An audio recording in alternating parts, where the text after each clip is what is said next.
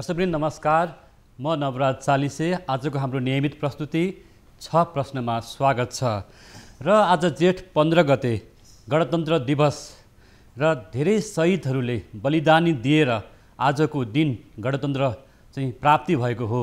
तर आज पनि हामी त्यस्ता शहीद परिवार, घाइते अपाङ्ग, दलित, सीमान्तकृत वर्ग, किसान, मजदुर, श्रमिकहरूले के पाए त? आर्थिक समृद्धिका नाराहरू धेरै पटक धेरै अर्थमन्त्रीहरूले बजेट भाषणमा व्यक्त गरे। तर अझै पनि सीमान्तकृत नागरिक जो यति बेला कोरोनाको कहरमा, कोरोनाबाट मारमा परेका छन् कि उपचार गर्न सकिरहेको अवस्था छैन, त्यस्ता वर्ग अझै पनि एउटा बिचल्लीमा परेको अवस्था छ। र बजेटमा धेरै आश्वासनहरू आउँछन्। शहीद परिवार, घाइते अपाङ्ग, विस्थापितहरूले न्याय नपाएको अवस्था छ। आर्थिक समुन्नतिका नाराहरू बजेट भाषणमा, चुनावी भाषणमा धेरै पटक सुनियो। तर पनि त्यस्ता वर्गले अझै पनि केही राहतहरू पाउन सकेनन्। नारा र आश्वासनहरू त प्रशस्त पाए भन्ने कुरा आजको यो 6 प्रश्नको प्रस्तुतिमा हामीले सुरुमा राख्यौँ। र आज बजेट प्रस्तुत हुने दिन पनि हो। केही आशाहरू पनि बढेको होला, तर यो आशालाई बजेटमा कार्यान्वयन हुन सकिरहेको छैन। विगतमा धेरै अर्थमन्त्रीहरूले लोकतन्त्र गणतन्त्र आइसकेपछि पनि उहाँहरूले बजेट प्रस्तुत गर्नुभएको छ। प्रधानमन्त्रीहरूले निकै ठुल्ठुला कार्यक्रमहरूको घोषणा गर्नुहुन्छ, तर त्यसको कार्यान्वयन हुन सक्दैन भनेर अर्थविदहरूले भनिरहेको अवस्था छ। यो सन्दर्भ मैले दर्शकमाझ राखेँ। र आज हामी एउटा प्रश्न, शहीद परिवार, घाइते अपाङ्गहरूलाई सम्झिँदै आज गणतन्त्र दिवस पनि हामीले यो विशेष सन्दर्भ पनि हामीले स्मरण गरेका छौँ। र आज जनताका प्रश्नहरू पनि हामी राख्ने प्रयास गर्नेछौँ। र आज संसद विघटन भएको अवस्थामा यति बेला अर्थमन्त्रीले यति बेला अध्यादेश मार्फत बजेट ल्याउने प्रयास गर्दै हुनुहुन्छ। बजेट आउँदैछ आज। र यो बजेटमा यसपटकको बजेटमा जनस्वास्थ्यलाई, स्वास्थ्य क्षेत्रलाई प्राथमिकता दिइने भनिएको छ। तर अर्थविदहरूले त्यतिखेर यसै गरी पूर्व योजना आयोगका उपाध्यक्षहरू, निर्वाचनका प्रमुख आयुक्तहरूले यतिखेर बजेट चुनावको घोषणा भइसकेको अवस्थामा चुनावी बजेट ल्याउन हुँदैन कि यति बेला एउटा चाहिँ सुहाउँदो बजेटको आवश्यकता पर्छ कि बजेटमा नाराहरू र अनावश्यक लोकप्रिय कार्यक्रमहरू ल्याउने अवस्था छैन, खर्चले धाम्न सक्ने अवस्था छैन भनेको अवस्था पनि छ। तर पनि यति बेला अर्थमन्त्री विष्णु पौडेलले राजनीतिक सङ्कटका बीच पनि बजेट प्रस्तुत गर्दै हुनुहुन्छ। र अर्थ मन्त्रालयले करिब 16 खर्बको हाराहारीमा बजेट प्रस्तुत गर्दैछ। र 16 खर्बको बजेटको स्रोत साधन कसरी व्यवस्थापन हुन्छ, ती प्रश्नहरू पनि उठेका छन्। पछिल्लो दिनमा आन्तरिक ऋण, त्यसै गरी बाहिरी ऋण र विदेशी ऋणहरूको निकै ठुलो भार बढ्दैछ बजेटमा। यिनै प्रसङ्गहरूमा पनि आज हामी कुराकानी गर्नेछौँ। आज हामीसँग बजेटलाई नजिकबाट निहाल्दै आउनुभएको र बजेटका विश्लेषकको रूपमा परिचित हुनुहुन्छ अर्थविद डाक्टर चन्द्रमणि अधिकारी। आज उहाँसँग हामी बजेटकै बारेमा कुराकानी गर्छौँ। डाक्टर साहब, यहाँलाई स्वागत छ। हजुर, धन्यवाद। नमस्कार छ। यहाँ हजुर आरामै हुनुहुन्छ? सन्चै छु, ठिक छु। विशेष गरेर यहाँ लामो समयदेखि बजेटलाई नजिकबाट केलाउँदै आउनुभएको छ। यहाँ आफैले पनि मोडेल बजेटहरू प्रस्तुत गर्दै आउनुभएको थियो पटक पटक, 12 पटकसम्म, होइन? र मैले केही पृष्ठभूमिमा केही कुरा पनि भनिसकेँ कि बजेटमा विपन्न, निमुखा, शहीद परिवार, घाइते अपाङ्ग, सीमान्तकृतहरूको लागि ठुल्ठुला नाराहरू हुन्छन्। त्यहाँ त्यो नाराहरू चाहिँ कनिका छरिन्छन्, तर अझै पनि उनीहरूको जीवन त माथि उठ्न सकेको छैन। तपाईँ बाहिर बसेर स्वतन्त्र रूपमा विश्लेषण गर्दा के भन्नुहुन्छ? धेरै कम्युनिस्ट पार्टीका सरकारहरूले पनि नेतृत्व गरे, प्रधानमन्त्री भए, तर पनि व्यवहारमा त परिवर्तन देखिएन नि। तपाईँले ठिक कुरा गर्नुभयो। अब यो गणतन्त्र आयो, लोकतन्त्र आयो, गणतन्त्र आयो र आम जनताले त्यसमा एउटा ठुलो तबका, ठुलो अंश, चाहे चाहिँ विद्यार्थी हो, चाहे किसान हो, चाहे मजदुर हो, सबै चाहिँ नि त्यो गणतन्त्र ल्याउनको लागि, लोकतन्त्र ल्याउनको लागि लागेका थिए। अब त्यसमा निमुखा पनि थिए, गरिब पनि थिए, हुने खाने पनि थिए, मध्यम वर्ग पनि थिए र प्रत्यक्ष रूपमा द्वन्द्वमा चाहिँ नि सामेल भएका पनि थिए। अब त्यो दृष्टिकोणबाट हेर्दा संवैधानिक हिसाबले, कानुनी हिसाबले चाहिँ त्यसले एउटा चाहिँ मान्यता चाहिँ प्राप्त गरेको छ। तपाईँको गणतन्त्र, सङ्घीय गणतन्त्र नेपाल भनेर हामीले भनेका छौँ। अनि संविधानमा चाहिँ अब मौलिक हकको हिसाबले केही राम्रा पक्षहरू पनि सम्बोधन गर्ने गरी राखिएका छन्। यद्यपि त्यो कुरा राख्ने बेलामा हामीले हाम्रो अर्थ सामाजिक संरचनाको कतिको अध्ययन गऱ्यौँ भन्ने कुरा चाहिँ आफ्नो ठाउँमा छ। अब 32 वटा चाहिँ नि मौलिक हक छन्। त्यसमध्ये चाहिँ तपाईँको 17 वटा मौलिक हक चाहिँ तपाईँको जनजीविकासँग जोडिएको, तपाईँको चाहिँ नि सामाजिक सुरक्षासित जोडिएको, महिला बालबालिकाको चाहिँ हक अधिकार र उनीहरूलाई चाहिँ निको मेन स्ट्रिममा ल्याउने कुरासँग जोडिएको, आवासको कुरा, शिक्षाको कुरा, स्वास्थ्यको कुरा, रोजगारीका कुरा सबै कुरा छन्। र योजना दस्तावेजहरूमा पनि तपाईँले बेपत्ता भएका नागरिकको कुरा, अपाङ्गता भएका कुरा आउँछ। अब तपाईँले सत्य निरूपण आयोग र बेपत्ता आयोग भनेर चाहिँ आयोगहरू पनि बने, तर शान्ति मन्त्रालय भनेर शान्ति मन्त्रालय नै खडा गरिएको छ। यही कुराहरू यहाँले भन्नुभएको कुराहरूलाई निरूपण गर्ने र त्यसलाई संस्थागत गर्ने भनेर, तर वास्तवमा कार्यान्वयन पक्ष कमजोर भयो। बेपत्ता आयोग र सत्य निरूपण आयोगले तपाईँले देख्नु भएको छ काम गर्न सकेका छैन, त्यत्तिकै समय खेर गएको छ। अब एकातिर हामी समाजवादी अर्थव्यवस्था भनेर संविधानमा चाहिँ लेखेका छौँ, तर समाजवाद कस्तो मोडेलको संविधान समाजवाद हो त? विश्वमा धेरै किसिमका समाजवादहरू छन्। त्यो समाजवाद चाहिँ हामीले अपनाउन खोजेको समाजवाद कस्तो हो भन्ने कुरा चाहिँ त्यहाँ संविधानले सबै कुरा व्याख्या गर्ने कुरा पनि भएन। तर अन्य दस्तावेजहरूले पार्टीहरूले त्यसमा व्याख्या पनि गरेका छन्। आफ्नो ढङ्गको नेपाली काङ्ग्रेसले कस्तो समाजवाद खोजेको हो, नेकपा एमाले कस्तो समाजवादको परिकल्पना गरेका छ। हजुर, यहाँले निश्चित रूपमा केही पृष्ठभूमिसहित महत्त्वपूर्ण विषय उठाइरहनु भएको छ। हो, शहीद अपाङ्ग परिवार, घाइते, विस्थापित, सीमान्तकृत, दलित, विपन्न नागरिकले बजेटमा के पाए भन्ने नागरिकको प्रश्न पनि हामीले तपाईँहरू माझ राखेका छौँ। आज गणतन्त्र दिवसको विशेष यो अवसर पनि हो। यो अवसरमा आजका दिन बजेट आउँदैछ र यो बजेटले अझै पनि त्यस्ता वर्गलाई न्याय गर्न सकिरहेको छैन भन्ने कुरा विभिन्न कोणबाट व्याख्या विश्लेषणहरू भइरहेको छ। हामीसँग यही प्रसङ्गमा जोडिरहनु भएको छ अर्थविद डाक्टर चन्द्रमणि अधिकारी र विशेष गरेर आजको बजेटको सन्दर्भ पनि म जोड्न उहाँलाई चाहन्छु। र आज चाहिँ बजेट अध्यादेश मार्फत आउँदैछ। तपाईँहरू अर्थविदहरूले, अर्थशास्त्रीहरूले, त्यसरी योजना आयोगका पूर्व उपाध्यक्षहरू, त्यसै निर्वाचन आयोगका प्रमुख आयुक्तहरूले पनि विभिन्न विज्ञप्तिहरू निकाल्दै यो यति बेलाको अवस्थामा पूर्ण आकारको ठुलो आकारको बजेट आउन सक्दैन, अध्यादेशबाट आउने बजेटका सीमाहरू छन्, परिधिहरू छन्, निर्वाचनको मिति तय भइसकेको छ अवस्था छ भन्दै तपाईँहरू कहिरहनु भएको छ भने आज आउँदै गरेको यो बजेटका बारेमा तपाईँको सुझाव भनौँ, अब तपाईँको एउटा मत के छ र? हेर्नुहोस्, अब बजेट तपाईँले यही बजेटको सन्दर्भमा पृष्ठभूमिको कुरा गर्नुभयो। अब बजेट नेपालको संविधानले बजेट प्रस्तुत गर्ने विषयमा अब अहिलेको परिस्थिति अलिक फरक भयो, त्यो बेग्लै कुरा भयो।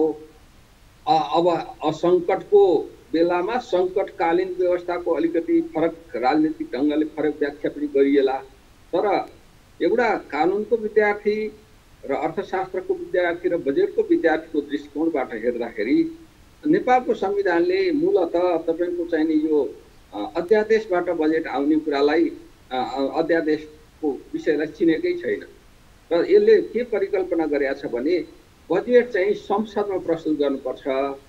त्यो संयुक्त बैठकमा, संसदको संयुक्त बैठक, प्रतिनिधि सभा र राष्ट्र सभाको संयुक्त बैठकमा प्रस्तुत गर्नुपर्छ।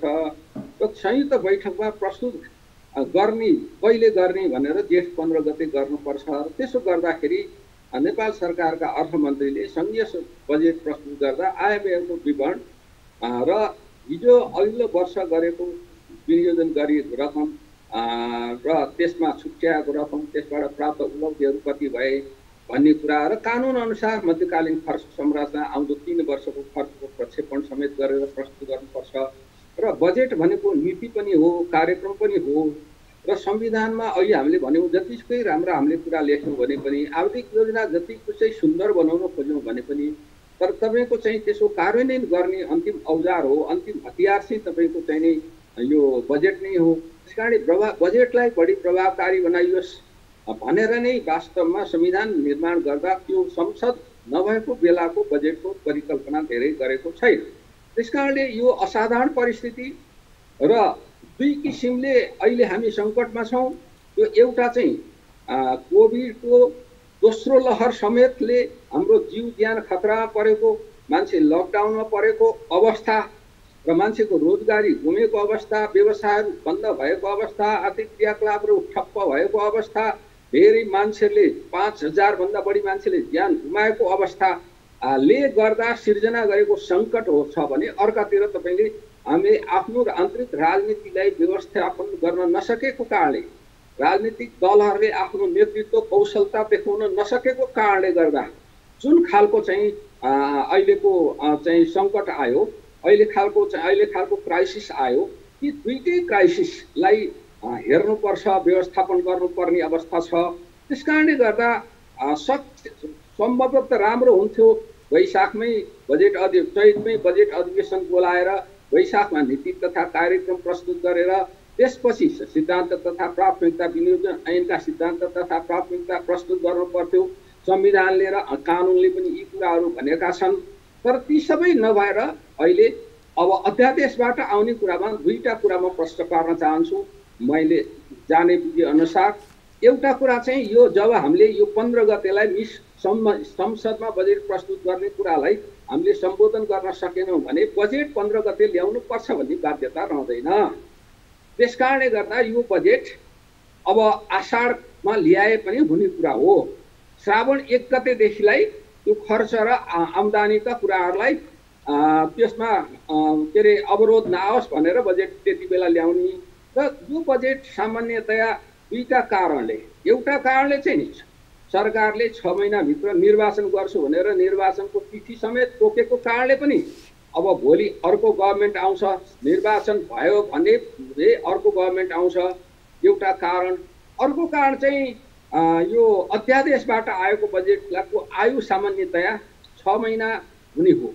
हाम्रो संविधानले, अहिलेको संविधानले 6 महिना भनेर स्पष्ट किटान नगरे तापनि त्यसभित्रको एउटा समझदारीको सिद्धान्त, मौनताको सिद्धान्त हेर्नुभयो भने के देखिन्छ भने संसद विघटन गरिसकेपछि 6 महिनाभित्र निर्वाचन गराउनुपर्छ भन्ने छ, निर्वाचन घोषणा भएको छ। यदि संसद विघटन भएको रहेनछ र संसद चलेको नचलेको अवस्था रहेछ भने त्यो बेलामा एउटा अधिवेशन र अर्को अधिवेशनको बिचको ग्याप अर्थात् अन्तर समयावधि 6 महिनाभन्दा बढी हुनु हुँदैन भनेका कारणले गर्दाखेरि पनि त्यो चाहिँ नि यो अध्यादेशको आयु भनेको सामान्यतः 6 महिना नै हो। यद्यपि संविधानले अगाडिको 2047 को संविधानले चाहिँ 6 महिना हुन्छ भनेर भनेको हो। तर ती अघि मैले भनेका दुईटा कुराले स्वतः नै त्यो एक खालको समझदारी के गर्छ भने 6 महिना हो भन्ने। त्यसकारणले यो बजेट चाहिँ यो चाहिँ नि अल्पकालीन बजेट हुनुपर्छ। यो चाहिँ नि काम चलाउ बजेट, अहिलेको सङ्कटलाई मात्रै सम्बोधन गर्ने बजेट, हिजोका क्रमागत आयोजनाहरूलाई साधन र स्रोतले भ्याएसम्मलाई निरन्तरता दिने बजेट जस्तो यहाँले कति राम्रो विषय उठाउनु भयो कि यतिखेर मुलुक स्वास्थ्य सङ्कट र राजनीतिक सङ्कटमा छ। यस्तो अवस्थामा चाहिँ आफ्नो क्षमता र हैसियत हेरेर बजेट आउनुपर्छ भन्दै गर्दा हिजो प्रधानमन्त्री केपी शर्मा ओलीले पनि उहाँले वक्तव्य दिनुभएको एउटा सम्बोधन पनि सुन्नुभयो होइन। र आज जसरी चाहिँ बजेटको आकार बढाइँदैछ, बजेटका स्रोत साधनहरू बढाइँदैछ भन्दै गर्दा के लाग्छ यहाँलाई? हेर्नुहोस्, बजेटको आकार बढाउनु ठुलो कुरा होइन। बजेट चाहिँ आकार, हामी कहाँ बजेटका आकारहरू विगत 5 वर्ष अगाडि हेऱ्यो भने ठ्याक्कै डबल भयो। 5 वर्ष अगाडि 72-73 मा 8 खर्ब चान्चुको बजेट थियो। अहिले आउँदा 16 खर्बको बजेट आयो। गत साल नै, त्योभन्दा अघिल्लो साल नै 15-32 भनेको करिब 16 आएको हो। त्यसकारणले गर्दा बजेटको आकार ठुलो बनाउनु कुनै पुरुषार्थ होइन। बजेट ठिक ढङ्गले निर्माण गर्ने, वैज्ञानिक तरिकाले निर्माण गर्ने, बजेट निर्माण गर्दाखेरि त्यो आम्दानी र खर्चका पक्षहरूलाई चाहिँ नि लक्षित ठाउँमा पुग्ने गरी गर्ने, खर्च गर्दाखेरि 7वटा प्रदेश बीचको सन्तुलनलाई कायम गर्ने, अहिलेको विषयलाई सम्बोधन गर्ने, साधन र स्रोतको उच्चतम परिचालन र उच्चतम कुशलतापूर्वक प्रयोग गर्ने। तपाईँको हिजो 100 रुपियाँले गरेका काम हामीले नबढाइकन 100 रुपियाँ 90 रुपियाँमा गर्न सक्यौँ भने 10 रुपियाँ त बजेट स्वतः बढ्या जस्तो भयो। यति बेला सरकारका कार्यक्रमहरू बजेटमा धेरै आउन सक्छन् भन्दै गर्दाखेरि संसद नभएको अवस्थामा सरकारको सुशासनमा पनि प्रश्न उठ्न सक्छ। बजेट चाहिँ रकमान्तर हुन सक्ने, अन्य शीर्षकमा खर्च हुन सक्ने, यसको चाहिँ भनौँ न एउटा चाहिँ बजेटको दुरुपयोग हुन सक्ने खर्चको त्यो अवस्था कतिको देख्नुहुन्छ? र आज संसद नभएको अवस्था छ, निर्वाचनको एउटा मिति तय भएको अवस्था छ र अहिले पनि हामी सरसर्ती हेर्दाखेरि पुँजीगत खर्च हुन सकिरहेको छैन भन्दै गर्दाखेरि यो जस्तो यहाँले पनि भनिहाल्नुभयो कि प्रदेशमा स्थानीय तहहरूमा पनि खर्च हुन सकिरहेको छैन, विकास निर्माण खर्च, ठेकापट्टाको खर्च हुन सकिरहेको छैन। यसो गर्दा बजेटको मिसयुज अथवा दुरुपयोग हुन सक्ने सम्भावना कतिको देख्नुहुन्छ अहिलेको अवस्थामा? अब मैले अहिलेको कुरालाई अलिकति मैले तपाईँलाई टुङ्ग्याइदिन्छु। बजेटको आकारको कुरा गर्दा 76-77 को लागि 15 खर्ब 32 अर्बको बजेट आएको थियो र खासै गरी खर्च चाहिँ कति भयो भन्दा 1091 अर्ब भयो र तीनटा तहका सरकारले खुद खर्च गरेको त्यो 4 खर्ब जति तलबाट माथि दोहोरिने अनुदान दिइने र दोहोरिने कुरालाई घटाउने हो भने तीनटा तहका सरकारले गरेको खर्च 2283 अर्बको बजेट 2283 अर्बको बजेट प्रस्तुत भएको थियो तीनटा तहका सरकारले र 1500 खर्ब 1500 अर्ब अर्थात् 15 खर्ब चान्चु चाहिँ खर्च भयो। त्यसमा 4 खर्ब 376 घटाउने हो भने 3 खर्ब 76 अर्ब घटाउँदाखेरि जम्मा 1191 अर्ब मात्रै खर्च भएको। त्यसकारणले तपाईँले बजेटलाई जम्प गराउनुको अर्थ के हो भने तपाईँको रिकरेन्ट एक्सपेन्डिचरहरू बढाउनु हो, चालु खर्चहरू अनुत्पादनशील क्षेत्रको खर्च चाहिँ बढेर जाने। त्यो गिलासमा हाले पानी जस्तो हो, त्यो घोप्टेपछि एक थोपा रहँदैन, बजेटमा आएपछि खर्च भइहाल्छ तर चाहिँ विकास र पुँजीगत खर्च हुँदैन। त्यसकारणले गर्दा त्यसले विकृतिहरू सिर्जना गर्छ, अर्थतन्त्रमा नकारात्मक कुराहरू ल्याउँछ। त्यसकारणले ठुलो बजेटभन्दा चुस्त बजेट ल्याउनु पर्ने हुन्छ र मैले अघि नै भने 6 महिनाको लागि ल्याउने बजेट त अझ त्यहाँभन्दा सानो आकारको हुनु पर्थ्यो र जोसुकै सरकार आए पनि भोलि अर्को बजेट आइहाल्छ। यद्यपि निर्वाचन हुने अहिलेको अवस्थामा सम्भावना धेरै अत्यन्त न्यून छ हुने सम्भावना। अब यहाँले भन्नुभएको कुरो यो अलिकति प्राविधिक कुरा गर्नुभएको छ। हेर्नुहोस् तपाईँले महालेखा परीक्षकका प्रतिवेदनहरू हेर्नुहोस्, विगत 20 वर्षदेखि म कहिलेकै प्रतिवेदनहरू पल्टाउँछु र पल्टाएर हेर्दा विगत 20 वर्षदेखि हेर्नुहोस् गर्नु नपर्ने चाहिने शीर्षकहरूमा रकमान्तर भएका उदाहरणहरू थुप्रै पाइन्छ र त्यसकारणले गर्दा यहाँले भने जस्तो झन् निर्वाचन हुने भइसकेपछि आफ्नो निर्वाचन क्षेत्रमा हातमा डाडु हुनेहरूले आफ्नो क्षेत्रमा निर्वाचन क्षेत्रमा पैसा लाने हिसाबले र शीर्षकमा र खर्च हुने कुरा त छँदैछ। त्यसमाथि पनि अब यो अध्यादेशबाट बजेट आइसकेपछि त अहिले चाहिँ निर्वाचन घोषणा भइसकेपछि संसद नभइसकेपछि के हुन्छ भने प्रशासन हावी हुन्छ।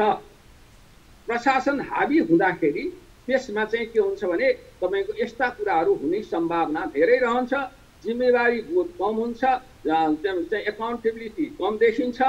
यस्ता सम्भावनाहरू यहाँले भन्नुभएको जस्तो बढी हुन्छ। हजुर हो, यहाँले भन्नुभयो कर्मचारी तन्त्रले चाहिँ अब खर्च गर्ने अथवा मनलाग्दी खर्च हुनसक्छ, राजनीतिक बाँडफाँड हुनसक्छ, यो बजेटमा लुछाचुडी हुन्छ भनिसक्नु भएको छ। दर्शकवृन्द, हामी हाम्रो नियमित प्रस्तुति 6 प्रश्न छौँ। यतिखेर हामीसँग अर्थविद डाक्टर चन्द्रमणि अधिकारी हुनुहुन्छ। आज बजेट प्रस्तुत हुँदैछ, यो बजेटका बारेमा आज हामी कुराकानी गरिरहेका छौँ। हामीसँगै रहनुहोला। पालो भएको छ ब्रेकको।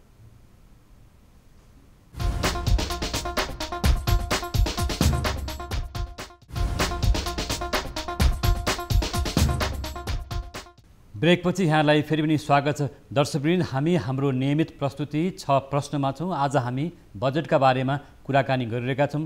आज बजेट प्रस्तुत हुँदैछ। यो बजेटका बारेमा विभिन्न आकलनहरू भइरहेको छ र अध्यादेशबाट आउँदै गरेको बजेटलाई आज राजनीतिक वृत्तमा निकै चासोका साथ हेरिएको छ र सकसको अवस्थामा राजनीतिक सकसका साथ बजेट आज प्रस्तुत गरिँदैछ र यसै विषयमा हामीसँग जोडिरहनु भएको छ अर्थविद डाक्टर चन्द्रमणि अधिकारी। सर, फेरि पनि यहाँलाई स्वागत छ।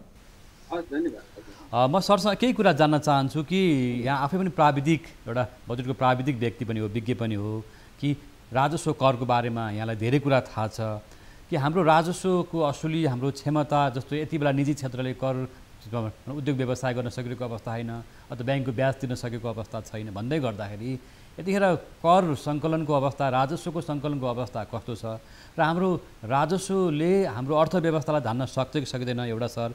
अरू कुरा वैदेशिक ऋणको भार, आन्तरिक ऋणको भार बजेटमा चाहिँ बढ्दै गएको देखिन्छ। यो पाटोलाई अलिकति जानुहोस् न सर, अलिकति यो विषयमा कुराकानी गरौँ।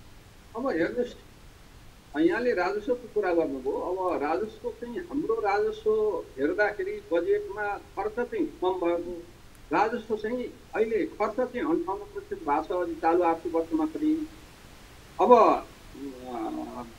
चाहिँ विनियोजित रकमको पुँजीगत खर्च त 36-37% मात्रै छ, तर तपाईँको राजस्व चाहिँ 77% चाहिँ उठिसकेको हो र अघिल्लो साल पनि राजस्व बढी उठेको कारण के हो भन्दा हामी चाहिँ उपभोगमा आधारित राजस्व छ, पैठारीमा आधारित राजस्व छ। र यहाँले हेर्नुभयो भने हाम्रो कुल राजस्वमा 5वटा राजस्व सङ्घीय सरकारले उठाउँछ। त्यसमा आयकरको योगदान कति छ त भनेर हेऱ्यो भने 26-27% भन्दा बढी छैन। अधिकांश के छ उपभोगमा आधारित। त्यसमा पनि आन्तरिक उत्पादन भएको भए त्यो ठिक थियो, तर तपाईँले भन्सारमा उठेको भन्सार कर, अन्तर्राष्ट्रिय व्यापार कर, भन्सारमा उठेको मूल्य अभिवृद्धि कर, भन्सारमा उठेको अन्तःशुल्कलाई हिसाब गर्नुभयो भने 60% भन्दा बढी रकम त्यहाँबाट प्राप्त हुँदैन ती क्षेत्रहरूमा, ती शीर्षकहरूमा। त्यस कारणले एकातिर अर्कोतिर हाम्रो अर्थतन्त्र विगत तपाईँले 3 वर्ष अगाडि के थियो भने 2 वर्ष जति चाहिँ कुल गारेस उत्पादनसँगको अनुपात, उपभोगको अनुपात अलिकति घटेर बचतको अनुपात बढ्या। तर अहिले अघिल्लो आर्थिक वर्षबाट के भयो भने बचतको अङ्क फेरि घट्यो र 83% जति बचत थियो, के अरे उपभोग थियो भने अहिले उपभोगको अङ्क फेरि माथि गयो। त्यस कारणले के देख्यो भन्दा हाम्रो आम्दानी चाहिँ घट्यो। हामी विदेशबाट आएको, विदेशबाट आएको पैसालाई उपयोग गरेर केही दिन यहाँ राखेर आफ्नो थैलीमा हालेर ब्याङ्कमा हालेर अनि फेरि त्यही पैसा पठाएर राजस्व असुल गरिराखेका छौँ। र कुल गारेस उत्पादन, कुल राजस्वमा यदि प्रत्यक्ष करको योगदान, आयकरको योगदान बढी भएको भए के देखिन्छ भने आन्तरिक आँट बलियो छ, अर्थतन्त्रको हाम्रो राजस्वको स्रोत बलियो छ भन्ने देखिन्छ। त्यस कारणले हाम्रो राजस्व चाहिँ अहिले उठेको देखिए तापनि राजस्वको स्रोत बलियो छैन। दोस्रो कुरा, तपाईँले अहिले अध्यादेशबाट यदि बजेट ल्याउने हो भने र अहिलेको परिस्थिति यहाँले पनि भन्नुभयो, अहिलेको परिस्थितिमा करका दरहरू बढाउने भन्ने एउटा यो परिस्थितिले पनि दिँदैन, नयाँ कर लगाउन पनि परिस्थितिले दिँदैन। साथसाथै चाहिँ के भने तपाईँको चाहिँ नि कानुनले पनि तपाईँले पार्लियामेन्टमा पेश नगरिकन, संसदमा पेश नगरिकन तपाईँले करका दरहरू बढाउनुहुन्छ, नयाँ कर लगाउनुहुन्छ भने त्यो कानुन सम्मत, संविधान सम्मत हुँदैन। अब त्यस कारणले पनि त्यो स्रोत चाहिँ हाम्रो धेरै भरपर्दो छैन। यद्यपि बजेट अत्यन्त कम खर्च भएको पटक सुन्नमा आएको छ सर, जस्तो अर्थमन्त्रीलाई दबाब गएको छ कि केही व्यापारिक समूहले करको दरमा हेरफेर गर्ने अथवा सहुलियत दिने भन्ने कुराहरू अहिले अर्थमन्त्रीमा दबाब गइरहेको छ, राजनीतिक दबाब भन्ने कुरा आइरहेको छ नि त। करको दरमा हेरफेर हुँदैछ भन्ने कुरा बाहिर आएको छ। यसो छ, करको दरमा हेरफेर भनेको घटाउन सक्छ, घटाउने गरी संशोधन गर्न सक्छ। अहिले त्यो घटाउने गरी संशोधन कतिपय ठाउँमा गरी पनि दिनु पर्ला। कच्चा पदार्थ आउने छ भने त्यसमा हेरिदिनु पर्ला, विद्युतीय सवारी जस्ता कुराहरूमा हेरिदिनु पर्ला, उपभोग्य वस्तुमा हेर्नु पर्ला, औषधिमा हेर्नु पर्ला, त्यो हेर्नुपर्छ। त्यसमा चाहिँ व्यापारीहरूको चाहिँ फेरि आफ्नो खालको उद्देश्य होला उहाँहरूको। तर के होस्, अर्थतन्त्रलाई न्यूनतम परिचालन गर्ने र जीवन चलाउने, तर केही व्यापारिक वर्गको स्वार्थमा पनि बजेटमा केही बुदाहरू संशोधन हुँदैछ भन्ने सुनिएको छ, जुन कुरा यहाँले पनि खबरदारी गर्नुभएको छ। अर्को एउटा प्रश्न चाहिँ सोध्नु न्यायपूर्ण पनि हुन्छ यति बेला कि गत वर्ष चाहिँ कृषि मन्त्रीको पनि रुवावासी भयो कि रासायनिक मल ल्याउनै सकेन र यति बेला बर्सातको समय पनि छ, बर्सात सुरु भइसकेको छ र यति बेला किसान दाजुभाइ दिदीबहिनीहरू खेतबारीमा हुनुहुन्छ र हामी कहाँ अहिले हेर्दा पनि यो लकडाउन निषेधाज्ञाबाट कृषि उत्पादनहरू निकै अप्ठ्यारो अवस्थामा भएको, किसानहरूले दुःख पाएको र यति बेला कृषक आफै पनि सङ्क्रमित भएको अवस्था छ। यो पृष्ठभूमि पनि मैले जोड्न किन खोजेको भन्दाखेरि हामीले बजेटमा कृषि क्रान्ति भन्छौँ, कृषिका नाराहरू ल्याउँछौँ, तर किसानहरू र हाम्रो कृषिको उत्पादकत्व बढाउने, अहिले पनि हामी धान चामल बाहिरबाट ठुलो आयात गर्छौँ, हामी अझै पनि गेडागुडी तरकारीजन्य वस्तु, खाद्य वस्तु बाहिरबाटै आइरहेको छ भन्दै गर्दा तपाईँहरू जस्तो अर्थशास्त्रीहरूले कृषिको रूपान्तरणको लागि, कृषिको बजेट वृद्धिको लागि र किसानहरूको वास्तविक जीवनमा सुधार ल्याउनको लागि मतलब एक खालको खबरदारी, एक खालको यो भनौँ न योजना आयोगमा रहने विज्ञहरूले अथवा अर्थविदहरूले त्यो खबरदारी नगरेको र राजनीतिक नेतृत्वमा पनि एउटा चाहिँ खालि आश्वासन मात्रै किसानलाई दिएको देखिन्छ नि, होइन? खबरदारी नगरेको होइन, खबरदारी भएको छ। अब मूल कुरा के हो भने त्यो कृषि क्षेत्रमा कृषिलाई उत्पादकत्व बढाउनको लागि र कृषि क्षेत्रका विस्तार गर्नको लागि सबभन्दा पहिला किसानले को किसान हो भन्ने कुरा स्पष्ट हुनुपर्छ। त्यो दिएका सुविधाहरू किसानले पाए कि अरूले पाए भनेर हेर्दाखेरि त तपाईँका सरकारका प्रतिवेदनहरूले नै त्यसमा हिनामिना भयो, असली किसानले पाएनन् भन्ने कुरा देखिएको छ। त्यस कारणले पनि सरकारलाई के थाहा पाउनुपर्छ, थाहा पनि पाएको होला भने हाम्रा हिजो गरेका एक्सन प्लानहरू चाहिँ कार्ययोजनाहरू, हाम्रा कार्यक्रमहरू, कार्यविधिहरू र किसानलाई सहयोग गर्न खोजिएका पद्धतिहरूमा त्रुटि छ भन्ने कुरा, त्यो कुरा केलाउनु पर्यो। र किसानलाई ल्याउँदाखेरि हामी नेपालको राजनीतिक दलहरू जग्गा टुक्र्याउनु पर्यो। सुकुम्बासीलाई जग्गा बाँड्ने भने सुकुम्बासीलाई जग्गा बाँड्ने होइन, सुकुम्बासीलाई उनीहरूलाई आवास सुविधा सरकारले रोजगारी दिने, आवास सुविधा उपयुक्त ढङ्गले दिने र उनीहरूलाई सिप दिने, उनीहरूलाई दक्ष बनाउने। भनेपछि ऊ तपाईँले चाहिँ नि महाकाली गएर काम गरोस्, मेची गएर काम गरोस्, भारत गएर काम गरोस्, युरोप गएर काम गरोस्, त्यो उसित भएको सिप ज्ञान भनेको सँगसँगै जान्छ। त्यस कारणले जग्गा जाँदैन। त्यस कारण हाम्रो दृष्टिकोणमै चाहिँ आउनुपर्छ। चक्लाबन्दीको कुरा, मास प्रोडक्सनको कुरा, किसानहरूको सहभागितामा मास प्रोडक्सन गर्नेतर्फ जानुपर्ने। कन्ट्र्याक्ट फार्मिङको कुरा आएको छ, तर कन्ट्र्याक्ट फार्मिङको मोडेल के हो भनेर अहिलेसम्म हामीले बनाएका छैनौँ। जथाभावी बनाउँदा भारतमा जस्तो विरोध हुन सक्छ कन्ट्र्याक्ट फार्मिङको पनि।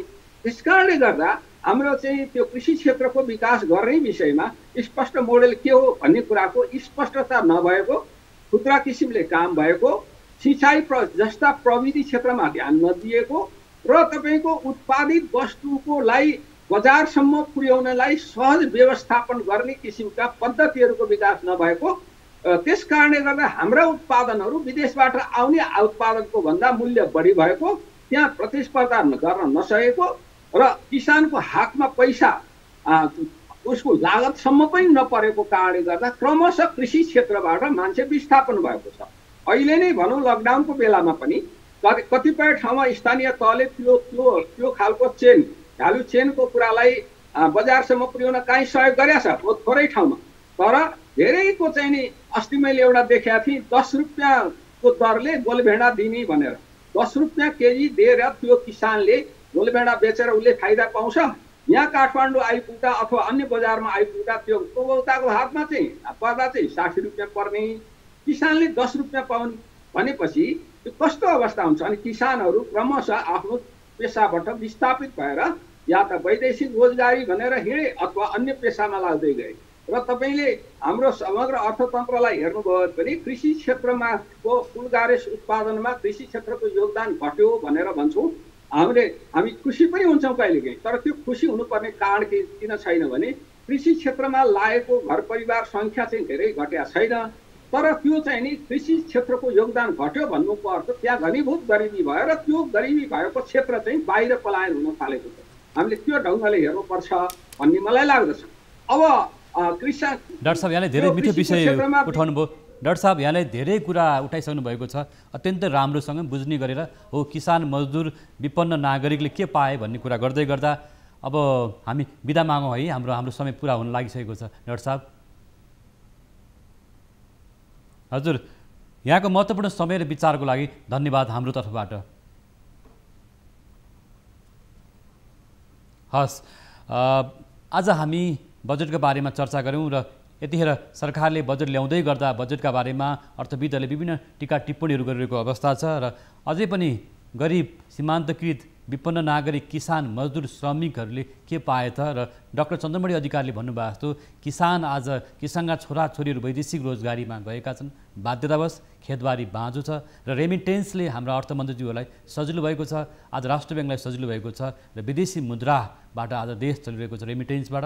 उद्योग व्यापार केही पनि छैन भन्ने कुरा आएको छ र हाम्रो अर्थतन्त्रको तस्बिरलाई तपाईँले राख्नुभयो, यसको लागि पनि तपाईँलाई विशेष धन्यवाद छ। आज हामीसँग जोडिनु भएको थियो अर्थविद डाक्टर चन्द्रमणि अधिकारी। हाम्रो नियमित प्रस्तुति 6 प्रश्न आजलाई पुरा भएको छ। हामी सबै बिदा माग्छौँ। नमस्कार।